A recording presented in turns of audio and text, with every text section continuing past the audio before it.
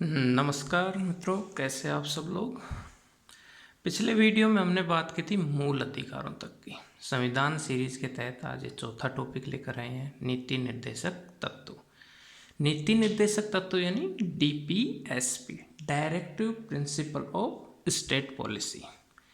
Article 36 से 51, भारत के संविधान के आर्टिकल 36 से 51 में इसका उल्लेख किया गया है। ये क्या होते हैं, मूल अधिकारों से कैसे अलग हैं, इनमें क्या कॉन्ट्राडिक्शन है, कितने नीति निर्देशक तत्व हैं, कब आए, इन सब की चर्चा करेंगे।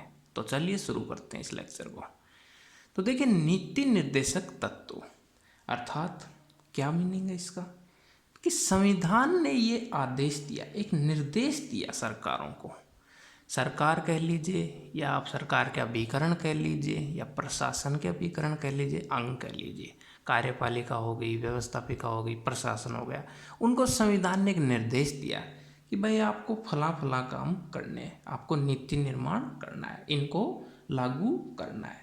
और आपको ये नीतियाँ कैसे लागू करनी है, ये उचित रूप से लागू करनी है, आपको जनता की भलाई में होनी चाहिए ये, ठीक है। अब देखिए, आपने खूब सुना होगा, बहुत बार सुना होगा कि नीति निर्देशक तत्व और मौलिक अधिकारों में बहुत कॉन्ट्राडिक्शन है, बहुत सारे इसमें द्वंद्व फंसे हुए हैं। कभी कहते हैं नीति निर्देशक तत्व इम्पोर्टेंट है या मौलिक अधिकार, ये दोनों आपस में एक दूसरे के अधिकार क्षेत्रों का हनन करते हैं। दोनों में बहुत सारी डिबेट है, कैसे कैसे ये डिबेट, इसके बीच में बहुत सारे वाद आए, शंकरी बनाम संवाद आया, गोलकनाथ केस आया, इसमें इसमें चंपकई दोरई का केस आया, आपका केशवानंद भारती का केस आया, बहुत सारे इसमें केस आए। लेकिन नीति निर्देशक तत्व और मौलिक अधिकारों में कौन श्रेष्ठ है, किसकी ज़्यादा सुने, इसका फैसला सरकारें करती रहती हैं। सरकारें बदलती रहती हैं भारत में, जो जौन सी सरकार आती है, जिसको जैसा लगता है अमेंडमेंट लेकर आती है और फैसला कर देती है। पहला ही कॉन्ट्राडिक्शन तो यही है कि भाई आर्टिकल 13 में ये लिख रखा है कि ऐसी कोई भी विधि सरकार बनाएगी जो मूल अधिकारों का उल्लंघन करे तो वो अपने आप ही स्वतः ही क्या हो जाएगी, निरस्त हो जाएगी। लेकिन उसी के तहत 368 में क्या कहता है कि सरकार आर्टिकल 368 के तहत संसद ऐसा कोई भी संशोधन कर सकती है और उस संशोधन के अनुसार कार्य कर सकते हैं। अब उस संशोधन में अगर उसने मौलिक अधिकार को ही बदल दिया तो फिर आर्टिकल 13 अपने आप ही समाप्त हो गया। तो ये बहुत सारे कॉन्ट्राडिक्शन है। अब ये कैसे कैसे हुए, शुरू से इसको देख लेते हैं। तो देखिए, भारत के संविधान में जो मूल अधिकार है वो शुरू में आर्टिकल 36 से 51 तक दिए गए हैं।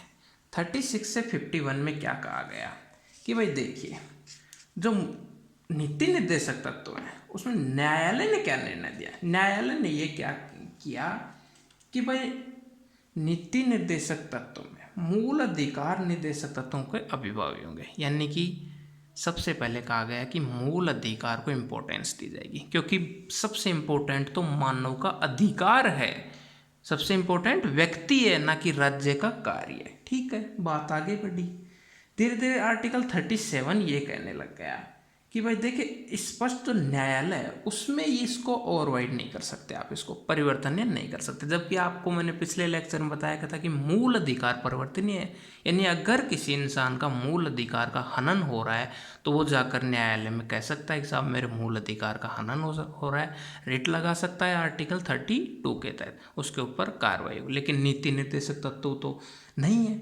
क्या क्या डिफरेंस है इसको ही पहले देख लेते हैं। तो देखिए, मूल अधिकार आपका वाद योग्य है, ठीक। डीपीएसपी वाद योग्य नहीं है।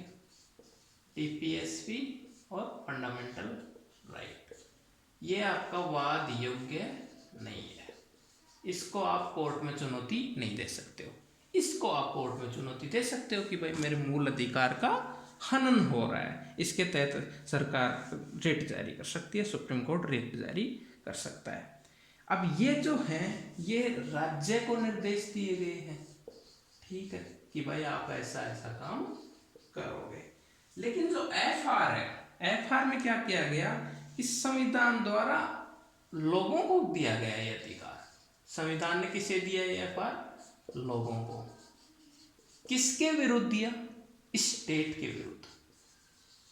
स्टेट के विरुद्ध दिया कि अगर राज्य आपका कोई अधिकार छीन रहा है तो आप FR के तहत सुप्रीम कोर्ट या हाई कोर्ट में अपील कर सकते हैं। ठीक है। और DPS में क्या था कि वो राज्य को संविधान का निर्देश था कि आप लोगों की भलाई के लिए, सामाजिक कल्याण के लिए कल्याणकारी योजना, राज्य के लिए फला फला योजना चला सकते हैं, नीति निर्माण कर सकते हैं। ठीक है।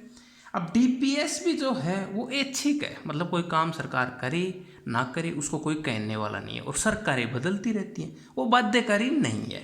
लेकिन ये तो बाध्यकारी है, इसका तो फैसला देना ही पड़ेगा, ये बाध्यकारी नहीं है, क्योंकि सरकारें बदलती रहती हैं।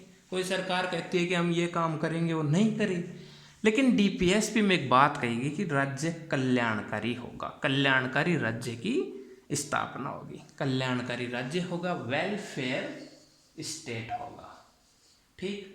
और सामाजिक आर्थिक न्याय को स्थापित करेगा। ठीक साहब, सामाजिक आर्थिक न्याय को स्थापित करेगा। और FR आपके कभी भी FR आपके उल्लंघन नहीं हो सकता, राज्य नहीं छीन सकता। कुछ विशेष परिस्थितियां जिसमें FR को छीना जा सकता है, जैसे आपातकाल। अब मैंने पिछले वीडियो में बताया था कि अब ये अमेंडमेंट होने के बाद, 44वां अमेंडमेंट होने के बाद 20 और 21 आपातकाल में भी नहीं छीन सकते राज्य, बाकी छीन सकते हैं। और लोकतांत्रिक देश है भारत। ठीक। अब देखिए इसमें कॉन्ट्राडिक्शन कैसे है। संविधान ने कह दिया राज्य को कि आप सामाजिक आर्थिक न्याय को स्थापित करो, ठीक है, लेकिन मूल अधिकार ये कहता है, आर्टिकल 14, 15, 16 ये कहता है कि सब समान। तो इसमें फिर गरीब का कल्याण कैसे करें? वेलफेयर स्टेट भी बनाना है। अब वेलफेयर स्टेट के लिए गरीब को कुछ फ्री में भोजन भी देना पड़ सकता है, गरीब को नौकरी में आरक्षण भी देना पड़ता है। अब वो कॉन्ट्राडिक्शन इधर हो जाएगा। ये कहता है गरीब को आरक्षण दो, नौकरी दो, भोजन पानी दो, और ये कहता है 14 में सब समान, सब समान। तो ये कॉन्ट्राडिक्शन हो गया। समान करने के लिए ये लागू करता है, तो इसमें बहुत सारा वाद शुरू से ही चलता रहा। तो अब इस वाद के लिए विभिन्न सरकारें आई, विभिन्न सरकारों के क्या क्या फैसले रहे, अपने अपने अकॉर्डिंग हर सरकार ने फैसले लिए, विभिन्न वाद आए, सुप्रीम कोर्ट में रिटें लगाई गई, उसके क्या क्या फैसले थे उन्हें एक एक को हम टाइम पीरियड वाइज देख लेते हैं कि शुरू में क्या हुआ, उसके बाद क्या हुआ। तो देखिए शुरू की बात है, लगभग अपना संविधान शुरू हुआ था 1950, लगभग 26 जनवरी 1950 से शुरू हुआ। वहीं से लेकर के अगले 2 दशक में क्या क्या इसके ऊपर होता है वो देख लेते हैं। तो देखिए शुरू में क्या कहा गया है कि भाई नीति निर्देशक तत्व है ना, उनके ऊपर इंपॉर्टेंस किसको दे दी गई? मौलिक अधिकारों के। मूल अधिकार ज़्यादा इंपॉर्टेंट है। सरकार नीति निर्देशक तत्वों के तहत नीति निर्देशक तत्वों को लागू करने के बजाय मूल अधिकार को ज़्यादा इंपॉर्टेंस दे। और न्यायालय ने निर्णय दिया कि भाई ऐसी स्थिति मूल अधिकार नीति निर्देशक तत्वों पर अभी ठीक है कि भाई अगर सरकार ये चाहती है कि उसको गरीबों के लिए कोई कल्याण करना है और उसके तहत अगर उसको मूल अधिकार में कोई संशोधन करना पड़ता है तो वो लागू नहीं होगा। न्यायालय ने साफ साफ कहा कि आप मूल अधिकार को नहीं छीनोगे। ये इसलिए भी किया गया क्योंकि भारत वर्षों से गुलामी की जंजीर में बंधा हुआ था। जवाहरलाल नेहरू ये नहीं चाहते थे कि अब भी मूल अधिकार नहीं मिले, कम से कम अब तो व्यक्ति को इम्पोर्टेंस मिले। डेमोक्रेटिक कंट्री था भारत, शुरू से डेमोक्रेटिक था, समाजवाद की तरफ बढ़ रहा था, लेकिन मिश्रित अर्थव्यवस्था को भी अपनाना चाहता था। तो उसने कहा कि नहीं यार, अब तो ऐसा कुछ होना चाहिए कि भारत को क्या करना चाहिए, व्यक्ति को इम्पोर्टेंस देनी चाहिए। और उसके तहत देखो क्या क्या हुआ। प्रथम संविधान संशोधन हुआ 1951 में, उसमें 9वीं अनुसूची जोड़ दिया। ये नेहरू की बड़ी चाल थी, 9वीं अनुसूची जोड़ दिया भूमि सुधार वाली। अब 9वीं अनुसूची उसने क्यों जोड़ी? क्योंकि उसमें ये लिखा हुआ था कि अगर कोई विषय 9वीं अनुसूची में आता है तो उसके बाद उसके ऊपर न्यायालय निर्णय नहीं ले सकता। हालांकि इसके ऊपर बाद में अमेंडमेंट हो चुका है, अब न्यायालय उसको भी जुडिशियल रिव्यू कर सकता है। उस टाइम में ये किया था। चौथा संविधान संशोधन हुआ। अब देखिए चौथे संविधान संशोधन में बहुत इंटरेस्टिंग बात हुई। संपत्ति का मौलिक अधिकार था जो 1955 में संशोधन हुआ था। तो उसमें क्या किया, श्रीमती बेला बनर्जी थी, बेला बनर्जी और पश्चिम बंगाल वाद बहुत फेमस था, बेला बनर्जी और वेस्ट बंगाल वाद, ये बहुत फेमस वाद हुआ था उस टाइम। इस मुकदमे में जो सुप्रीम कोर्ट है उसने ये निर्णय दिया कि भाई आप कोई ज़मीन अगर किसी के अधिग्रहण कर रहे हो, 9वीं अनुसूची के तहत अधिग्रहण कर सकती है ना, वो वाद योग्य है, तो आप उसका मुआवजा नहीं दोगे, बल्कि आपको अधिग्रहण की गई भूमि का क्या देना होगा, मूल्य चुकाना पड़ेगा। कैसे? 9th शेड्यूल जारी कर दिया 1951 में, नेहरू सरकार थी। 9th शेड्यूल में ये कहा गया कि भाई भूमि अधिग्रहण आप कर सकते हो, और उसमें ये कहा गया कि आपको उसका मुआवजा देना पड़ेगा। ठीक, मुआवजा जैसे कोई किसी के 1 बीघा जमीन है, अब 9th शेड्यूल जारी करने के बाद भूमि अधिग्रहण सरकार ने कर लिया, इजीली कर लिया, अब उसका मुआवजा सरकार ने दे दिया 20,000 रुपये। लेकिन क्या ये उचित था? इसीलिए बेला बनर्जी ने वेस्ट बंगाल संघ के खिलाफ क्या किया, याचिका दायर की, और उस निर्णय में ये सामने आया कि भाई आपको मुआवजा नहीं बल्कि क्या देनी पड़ेगी, उचित रकम देनी पड़ेगी। अगर इस 1 बीघा जमीन की कीमत 1 लाख रुपए मार्केट वैल्यू है तो आपको 1 लाख रुपए देने होंगे, ये होगा न्याय। ठीक है, बात आगे बढ़ी, इसमें 31 आर्टिकल था, 31 में 2 भी जोड़ा गया, और आगे बढ़ती गई जागीरदारी रैयतवाड़ी व्यवस्था भी आगे सामने आई।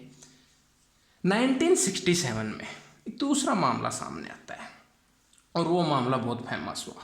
उसमें क्या कहा, गोलकनाथ मामले की मैं जैसे आपको बात बता चुका हूँ, पिछले वीडियो में मैंने आपको कहा था गोलकनाथ नाम पंजाब राज्य की बात की थी मैंने। तो गोलकनाथ जी ने एक रिट लगाई, एक याचिका लगाई सुप्रीम कोर्ट में।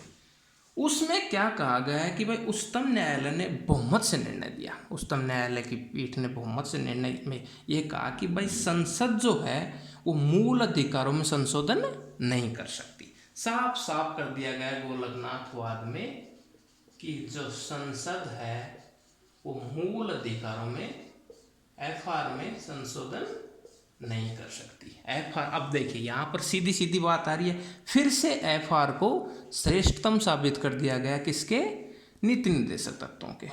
अब इस निर्णय में क्या किया सुप्रीम कोर्ट ने, जो 1951 में शंकरी प्रसाद केस हुआ था, और एक राजस्थान के भी वो महानुभाव थे जिनका नाम मैं भूल रहा हूँ, हाँ सज्जन सिंह केस में भी अपने निर्णय को उलट दिया था सज्जन सिंह, और उस केस में ये कहा गया था कि भाई उसमें कर सकते, लेकिन गोलकनाथ मामले में क्या किया उसने, साफ साफ कह दिया कि भाई मूल अधिकारों में संशोधन नहीं कर सकती। ठीक है, बात आगे बढ़ी 1967 से, बांग्लादेश का विभाजन हुआ, बांग्लादेश बना, पाकिस्तान का 2 टुकड़े हुए, 1971 में चुनाव हो गए, फिर आगे बढ़ी, इंदिरा गांधी का काल आया।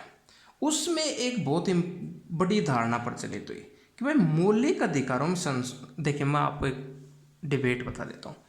हमेशा क्या होता है, अगर गवर्नमेंट शक्तिशाली होती है, सरकार बहुमत में होती है राज्यसभा और लोकसभा में और राज्यों में, तो हमेशा एक बात होगी कि नीति निर्देशक तत्व इम्पोर्टेंट हो जाएंगे, और जो गवर्नमेंट हल्की हो जाती है यानी कि गठबंधन की आ जाती है तो एफआर शक्तिशाली होगी, क्योंकि गवर्नमेंट को काम करना है, योजनाएं बनानी है, नीति निर्देशक तत्व को बढ़ा देती है, और सुप्रीम कोर्ट अपने आप ठंडे बस्ते में चला जाता है। ये हमेशा का निर्णय रहा है, ये हमेशा का कॉन्ट्राडिक्शन रहा है, शुरू से इतिहास उठा कर देख लीजिए। जब जब गवर्नमेंट अच्छी रही, पावर में रही, मेजर गवर्नमेंट रही, तब तब सुप्रीम कोर्ट दबा है, एफआर दबा है।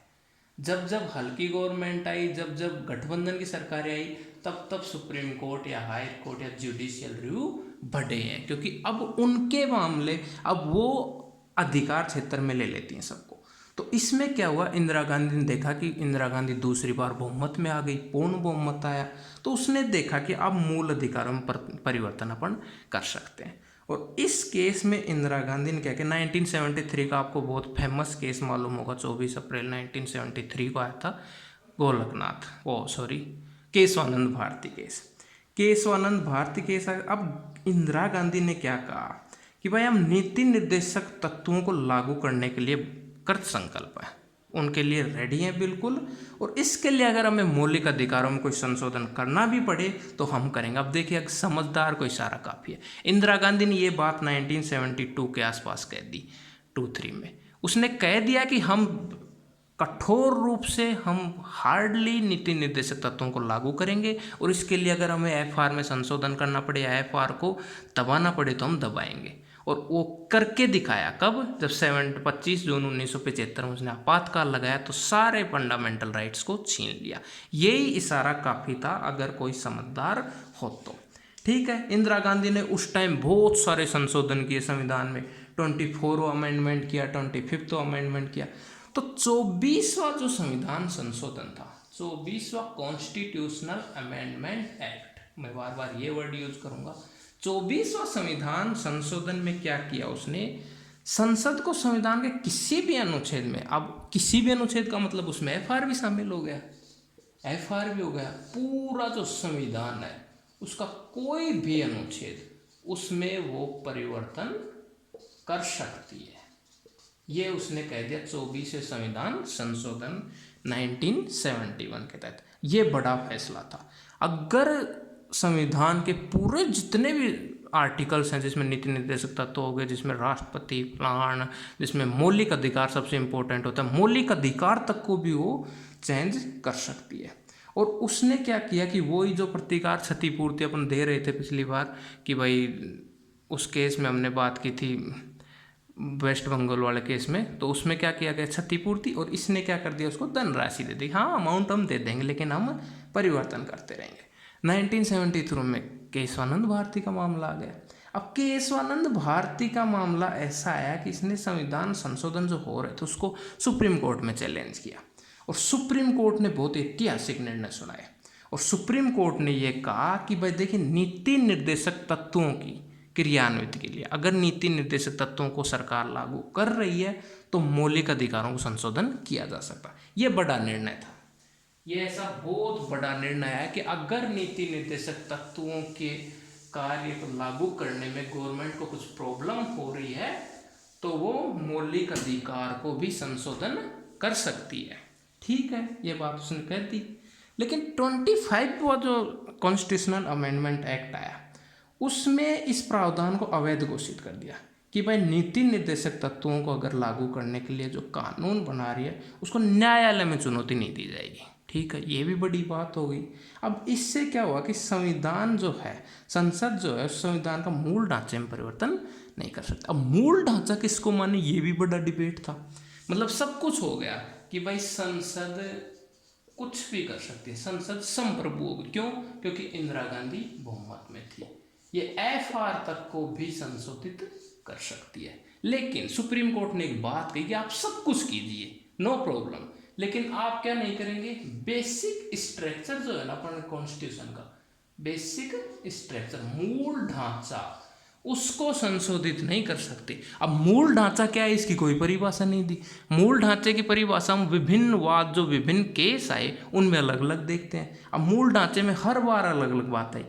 कोई कहता है कि भाई मूल ढांचे में आता है कि भारत एक समाजवादी देश है, डेमोक्रेटिक देश है। ठीक है, भारत को मतलब सामाजिक आर्थिक रूप से कल्याणकारी योजना चलानी चाहिए। ठीक है, ये सारी मूल ढांचे में बात आती गई। अखंडता, पंथ निरपेक्ष देश है भारत एक। ठीक है, भारत सामाजिक राजनीतिक आर्थिक न्याय प्रदान करेगा। ये सारी बातों को मूल ढांचे में ले लिया गया, बात आगे बढ़ी। लेकिन अब इसमें क्या हुआ कि संसद और जो सरकार है वो इस निर्णय से कोई ज़्यादा संतुष्ट नहीं हुए। वो सोचते थे यार ये मूल ढांचा क्या है, अब ये बुनियादी ढांचे का निर्माण हम कैसे करें, क्या करें। तो इसके लिए क्या कर दिया कि आपातकाल की स्थिति थी, 75 में आपातकाल लग गया था, 76 में आप सबको मालूम है 42 CAA पारित हुआ, 42वां संविधान संशोधन पारित हुआ। 42वां संविधान संशोधन ने तो भारत की राजनीति को हिला के रख दिया। इसको मिनी संविधान संशोधन भी कहते हैं। अब इसमें क्या कह दिया कि भाई नीति निर्देशक तत्वों को लागू करने के लिए संसद जिन भी कानूनों का निर्माण करेगी उसको हम इस आधार पर चुनौती नहीं दे सकते कि वो मूल अधिकारों को या किसी अधिकार को सीमित करते। बात तो वही आ गई, इंदिरा गांधी को बात वही लानी थी जो 72 में कह रही थी। इंदिरा गांधी चाहती थी कि मैं नीति निर्देशक तत्वों का कठोरता से लागू करूंगी, उसके लिए अगर मुझे फंडामेंटल राइट को अगर संकुचित करना पड़े तो मैं करूंगी, और वही बात उसने कर दिखाई। आपातकाल का टाइम था, पूर्ण बहुमत की सरकार थी। 1976 में 42वें अमेंडमेंट एक्ट में क्या किया, उसने साफ साफ बोल दिया कि अगर मुझे नीति निर्देशक तत्वों को लागू करने के लिए कोई ऐसा कानून बना रही हूँ, कोई भी ऐसा कानून, उसको इस आधार पर आप सुप्रीम कोर्ट में, हाई कोर्ट में चुनौती नहीं दे सकते कि ये मेरे मौलिक अधिकार का हनन कर रहे हैं। और आप सबने देखा राष्ट्रीय आपातकाल था 75, उस आपातकाल में नागरिकों के प्रत्येक अधिकार को छीन लिया गया। ठीक है, बात आगे बढ़ी, आपातकाल खत्म हुआ, मोरारजी देसाई की सरकार आई, जनता दल की सरकार बनी, उसने अब अलग से कुछ किया। मिनर्वा मिल्स केस आया, Minerva mills case. Minerva mills case में क्या हुआ, 42वां संविधान संशोधन जो हुआ था उसमें क्या किया कि उच्चतम न्यायालय ने उसमें चुनौती दे दी। और 42वां संविधान संशोधन का जो दो मुख्य प्रावधान है, जिसमें मतलब खंड 4 और 55 की बात की गई थी, उसमें यह किया गया कि भाई इनको अवैध घोषित कर दो, क्योंकि इनसे संविधान का मूल ढांचा को आघात पहुंच रही है। भाई इंदिरा गांधी सब में संशोधन तो कर रही है ना, ये गरीबों की सुन रही, ना समानता की बात कर रही है, ये ना मौलिक अधिकारों की बात कर रही है, सब में संशोधन करती है। लेकिन मिनर्वा मिल्स केस में फिर ये बात आई कि आप मूल ढांचे को निश्चित करो, मूल ढांचे को आघात नहीं पहुंचना चाहिए। और मूल ढांचा क्या है, भारत की संविधान की प्रस्तावना में ज़्यादातर दे रखा है, भारत अखंड, भारत पंथ निरपेक्ष होगा, भारत सामाजिक आर्थिक न्याय स्थापित करेगा, भारत एक डेमोक्रेटिक कंट्री है, ये सब मूल ढांचे की बातें थी। इनमें अगर सरकार कोई संशोधन करती है तो वो स्वीकार्य नहीं था, ये साफ साफ कह दिया गया मिनर्वा मिल्स केस में। अब ये कहता है कि भाई आर्थिक और सामाजिक न्याय है, उससे संबंधित नीति निर्देशक तत्व अगर उनको लागू करती है गवर्नमेंट तो मूल अधिकार को सीमित कर सकती है। अब ये बात आपने देखा, मैंने कल भी बताया था कि अगर कोई सामाजिक न्याय स्थापित करनी है, आर्थिक न्याय स्थापित करनी है समाज में, उसके लिए इनको लागू करने के लिए अगर एफआर में संशोधन करना भी पड़े तो कर सकती है। किया भी गया कैसे कि जैसे SC/ST को आरक्षण देना है, ठीक है, SC/ST को 22.5% आरक्षण दे दिया गया, लेकिन आर्टिकल 14 ये कहता है सब समान होंगे, लिंग, जाति, भेद, वंश, मूल, परंपरा के अनुसार सब समान होंगे। लेकिन ये बात आर्टिकल 14 में थी, इसको संशोधित किया गया, आर्टिकल 14 को संशोधित किया गया 368 के तहत कि भाई देखिए ये बात यहाँ लागू नहीं होगी, हम SC/ST को आरक्षण देंगे क्योंकि वो पिछड़े हुए हैं, हम OBC को आरक्षण देंगे क्योंकि वो पिछड़े हुए हैं। और आर्टिकल 14 की धज्जियाँ उड़ाई गई और इसको माना गया कि भाई अगर आर्थिक सामाजिक न्याय सरकार का, अब सरकार भी क्या करे, सरकार फंस गई। सरकार का एक ही काम है नीति निर्देशक तत्वों को लागू करना, संविधान साफ कहता है मूल अधिकारों को वो कर नहीं सकती, तो करे क्या सरकार? सरकार कुछ तो करेगी ना, सामाजिक आर्थिक न्याय स्थापित कुछ तो करेगी ना, लोगों को बराबर तो लाएगी ना, क्योंकि लोग बराबर थोड़ी थे। ये तो वहाँ बात हो कि अगर कोई कंट्री है जिसमें 100 आदमी है, 100 के 100 की स्थिति बराबर है, तो वहाँ पर हम कह सकते हैं कि मूल अधिकारों का हनन नहीं हो सकता। लेकिन सामाजिक आर्थिक न्याय तो स्थापित करनी पड़ेगी। एक इंसान के पास 100 रुपये है, एक इंसान के पास 1 रुपये है, तो उनमें उस 1 रुपये वाले को 2-4 रुपये एक्स्ट्रा देने पड़ेंगे, उसको थोड़ा आरक्षण देना पड़ेगा, थोड़ा मोटिवेट करना पड़ेगा। उसके लिए अगर एफआर में थोड़ा संशोधन करना पड़े तो कर सकती है, इस बात की पुष्टि होगी। ठीक है, बात आगे बढ़ी, इतना हो गया। उसके बाद क्या हुआ कि विभिन्न जो केस थे उनके मामले अब स्पष्ट रूप से खुलकर आने लग गए। अब उन मामलों में क्या क्या बात कही गई है, भारत के संविधान के नीति निर्देशक तत्वों में उनको साफ साफ लिखा गया कि भाई कौन सा भी, ये आर्टिकल की बात है। देखिए मेन मुद्दा था समझना, समझ विकसित करना कि क्या होते हैं नीति निर्देशक तत्व, कौन इन्हें लागू करता है, क्यों लागू करना चाहिए। आर्टिकल की बात, आर्टिकल ना तो किसी एग्जाम में आते हैं, लेकिन फिर भी अगर आपकी क्वेरी हो तो मैं एक एक आर्टिकल को डिस्कस कर देता हूँ कि एक एक आर्टिकल में क्या लिखा हुआ है नीति निर्देशक तत्वों के, आर्टिकल 36 से 51 में। तो इसको एक बार देख लेते हैं, आर्टिकल 36 से